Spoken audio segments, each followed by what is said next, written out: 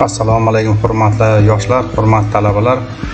Bugungi darsimiz davomida elektron ta'lim platformalari va ularning maqsadlari haqida bugun suhbatlashamiz. Aynan o'zbek segmentidagi elektron platformalarning yaratilishi, bu ta'lim jarayonidagi 7-sinflar uchun yaratilgan ta'lim platformalari yaratilishi bu ta'lim samaradorligi uchun bir qadam bo'ladiki, biz ham o'sha o'zbek segmentida Star Media Uz deb nomlangan alohida elektron ta'lim platformasini yaratdik. O'sha yaratilgan ta'lim platformasida nimalar imkoniyatlari bor? Ya'ni ro'yxatdan o'tish va login tizimlari, video darslar, testlar, topshiriqlar yuborish va baholash, bundan tashqari o'qituvchi bilan o'quvchi orasida aloqalar, ta'lim jarayonini boshqarish imkoniyatlari mavjud. Buning yana bir ijobiy taraflaridan biri ta'lim sohasidagi raqobatni vujudga keltirish imkoniyatlari bilan ajralib turadi. Gamifikatsiya o'yinlari bilan ajralib turadi.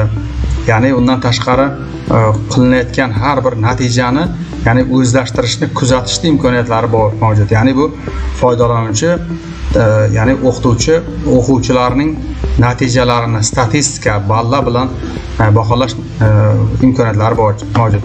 Bunda aynan interaktiv testlar, crosswordlar, video darslar orqali darslarni mustahkamlash mumkin. Bundan tashqari har bir platforma aynan mana ko'rib turibsizki, Star Media Uz nomli alohida veb-sayt. Bunda mavzular bayoni mavjud, media kontentlar, test topshiriqlari, elektron taqdimotlar, hordiq o'yini hamda undan tashqari idrok xaritasi deb nomlangan alohida xaritamiz mavjud. Bundan tashqari o'sha media texnologiyalarga rejalashtirilgan elektron ta'lim platformasining nima imkoniyatlari bor? Buni ko'ryapsizki, imkoniyatlarini mana yuqorida ham aytib o'tildi. Foydalanuvchilarga qulay interfeysli imkoniyatlari mavjud, test va baholash tizimlari mavjudligi, fanlarga bo'lgan qiziqishni yuqori darajada oshishini ko'rib turishimiz mumkin.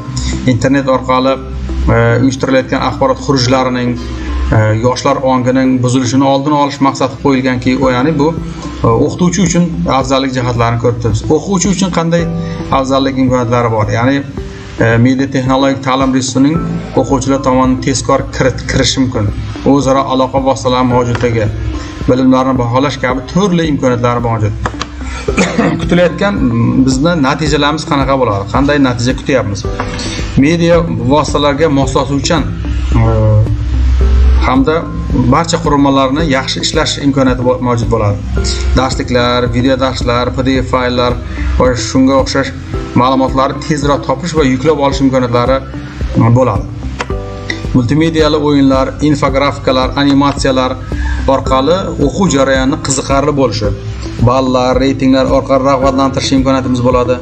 Onlayn testlar va mashqlarni bajarish imkoniyatlari bo'ladi. Natijalarni darhol ko'rish imkoniyatlarimiz mavjud bo'ladi. Muammolarni hal qilish yuzasidan texnik yordam mavjud. Ya'ni shunaqa ayrim o'quvchi uchun muammolar bo'ladigan bo'lsa, texnik yordam ham bo'ladi. Endi bu elektron platformaning o'qituvchi uchun qanday natijalar kutilyapti? O'qituvchi dars materiallarini o'quvchi bilan osongina ulashishi va qayta ko'rib chiqish imkoniyati bo'ladi. Ya'ni qog'ozlarda qog'oz olib kel, qog'ozga chiqarib kel yoki buni chiqarib o'sha natijani bahola degan fikrdan o'sha onlayn buni baholash mumkin. O'qituvchi uchun eng qulay test yaratish va avtomatik baholash imkoniyati mavjud bo'ladi. Keyingisi o'quvchilarning faoliyati va natijalarini kuzatish mavjud. Kuzatish imkoniyatlari mavjud. Xo'p, keyingisi dars mashg'ulotlari yanada ko'rgazmali bo'lish imkoniyatlari mavjud. Dars mashg'ulotlari onlayn tarzda masofadan o'qitishni tashkil etish imkoniyatlari mavjud. Endi bu platformaning ko'rinishi va uning qanday bo'limlari mavjud? Mavzular biz haqimizda yordam, tizimga kirish, o'qituvchilarga degan bo'limlari mavjud. Ya'ni mavzularga mana 14 ta mavzumuz bor. Rejalarda mavzu bayoni, uyga vazifa, keyslar, rasmlar, video kontentlar, mana shulardan iborat. Media kontent nimalardan iborat? Crossword, test savollari, hordiq o'yini, gamifikatsiya yordamida ta'lim olish imkoniyatlari mavjud. Aynan mana bu bo'limda o'sha mualliflar haqida ma'lumotlar olishimiz mumkin. Veb-saytni boshqarish bo'yicha tavsiyalar olishimiz mumkin. Star Media Uz saytidan ro'yxatdan o'tish mumkin. Aynan ro'yxatdan o'tgan talabalarga, ya'ni o'quvchilarga alohida test va hordiq o'yinlarni alohida o'ynash mumkin. Undan tashqari o'qituvchi uchun informatika axborot texnologiya fanida uchun resurslar mavjud. Aynan media nima savollarga, dasturlar turli xildagi, taqdimotlar, darslanmalar, fotogalereyalar, mental xaritalar bo'yicha, ya'ni o'qituvchi uchun alohida tayyor resurslarni, fayllarni, docx, PowerPoint mahsulotlarini olishingiz mumkin. Endi bu platformani endi onlayn ko'rib chiqamiz. Mana shu ko'rib turgan mana Star Media veb-sayti, mana ko'rib turibsiz hozir. Mana bu joyda o'sha mavzularimiz joylashgan, mana mavzu bayonini bosganingizda alohida mavzular mana sizga taqdim etiladi. O'quvchi uchun bu. Media kontentlar, ya'ni bu o'qituvchi uchun mana. O'qituvchi mana shu faylda tayyor faylni yuklab olib o'quvchiga berish imkoniyati mavjud. Xo'p, web questlar, ya'ni o'sha web questlar, ya'ni savollar, testlarni mana shu o'quvchiga berish mumkin. Ya'ni ikkinchisi mana amaliy mashg'ulotlarni o'quvchiga yuklab uzatish mumkin. Bolalar baholashingiz uchun o'qituvchi uchun alohida crosswordlar va uni crosswordlar taqdim etiladi. Keyingisi test savollari. Mana test savollar tizimga kirish, mana ko'ryapsizmi? Bu tizimga kirish, mana hordiq o'yini ham mana alohida tizimga kirish. Buni siz har bir o'quvchi alohida bundan ro'yxatdan o'tishi lozim. Buning uchun tizimga kirish degan bo'limini bosamiz va o'sha joyda mana Surxondaryo viloyati masalan deylik, o'sha Angor tumani, keling mana shu 6-maktab, keling deylik o'sha Dadaxonov Farid. Mana shu joyda mana familiyalar yozildi. Mana bu joyda testga kirishingiz uchun buni robot emas yo bot emasligini aniqlash uchun alohida topshiriq berilgan. Mana bitta bosganingizda avtomatik ravishda bu test ochiladi. Va o'sha joyda Dadaxonov Farid uchun alohida test savollar bazasi tayyorlanib, mana uni o'sha birinchi mavzu yuzasidan baholashingiz mumkin. Buni deylik o'sha mana savollar rasmli ko'rinishda e'tibor berayotgan bo'lsangiz, hurmatli tomoshabin yoki hurmatli o'quvchi, bunda faylning nomi o'zgartirish yoki manzilini o'zgartirish mumkin. Informatikaning o'sha 7-sinfga bog'liq bo'lgan mavzularni rasmlardan ko'rib, qani o'sha rasmlar birinchisi nima ekan, ikkinchisi nima, buni aniqlash uchun shunaqangi test savollarini ko'rganda qanday darajada bajara oladi.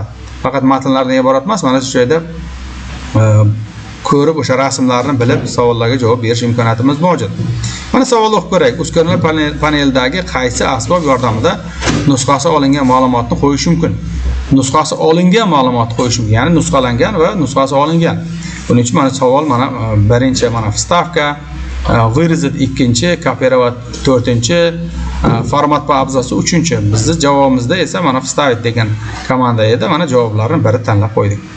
Va shu kabi mana ixtiyoriy belgilab qo'yamiz va yakunlash tugmachasini bosamiz. Va natijada Dadaxonov Faridning natijalari va o'sha joyda aniq bo'ladi. Mana test savollar soni 10 ta ekanligi, to'g'ri javoblar 3 ta ekanligi, noto'g'ri javoblar 7 ta ekanligi hamda natijalari 30% berayotganligi, undan tashqari sanasi va soati bilan, vaqti bilan biz ko'rishimiz mumkin. Buning yana bir ijobiy tarafi o'quvchi uchun uni kunning ixtiyoriy vaqtida 24 soat davomida uyda, planshetida, kompyuterida yoki biron bir joyda o'tirib ham buni bemalol bajarishi va o'sha natijalarni yangilash imkoniyati mavjud. Mana shu natijani bugun oldi Dadaxonov Farid va uni qayta yetish degan bo'limini yana qayta avtomatik ravishda bosadigan bo'lsa, bu test savolini platforma bolaga, ya'ni o'quvchiga qayta ishlash uchun imkoniyat beradi. Buning yana bir ijobiy tarafidan bittasi shuki, savol tug'iladi. Buni o'qituvchi qanday biladi? O'qituvchi buni qanday Dadaxonov Faridning natijalarini ko'rish imkoniyati bor degan savol tug'iladi. Tabiiy bu. Mana ixtiyoriy belgilab qo'ydik. Buning uchun alohida avtomatik bot yaratilgan. Mana ko'ryapsiz. Star Media degan alohida bot yaratilganki, mana e'tiboringizga o'sha botning natijasini ko'ryapsiz. Mana. Birinchi mavzu matn stilidan so'zlash bilan foydalanish, o'qituvchi Dadaxonov Farid, mana o'quvchi test savollar 10 ta, to'g'ri javoblar uchun. Bu aynan bot o'qituvchi uchun ochilgan. O'qituvchi o'tirib o'sha turgan joyidan, xonasidan, uyidan yoki telefondan, planshetidan ko'rib turib, o'sha o'quvchilarning haqiqatan ham berilgan topshiriqlarni o'z vaqtida bajarayotganligi va necha marta bajarilganligi haqida natijasini ko'rishi va uni podelиться, ya'ni uni gruppaga o'ziga yana alohida jo'natish imkoniyati mavjud. Mana preslat qilsa, aynan yana uni o'quvchiga natijalarni jo'natish, buni rag'batlantirish kabi imkoniyatlari mavjud. Mana ko'ramizki, o'sha natijasini yangilab qo'yamiz. Mana belgilab qo'yildi. Mana deylik o'sha faraz qiling yakunlashni bosdik va yakunlangan natijada javoblar soni 2. Bu amaliyot uchun qilingan ish edi, lekin o'ylab javob berilganda buni bajarishi o'sha natijalar yangilash mumkin ediki, buni ko'rganingizda mana ikkinchi natijamiz ham mana chiqdi. Dadaxonov Faridga mana deylik 8:30 da bir marta, 8:28 da 2 daqiqa davomida 2 marta o'zini tekshirib ko'rish imkoniyati paydo bo'ldi.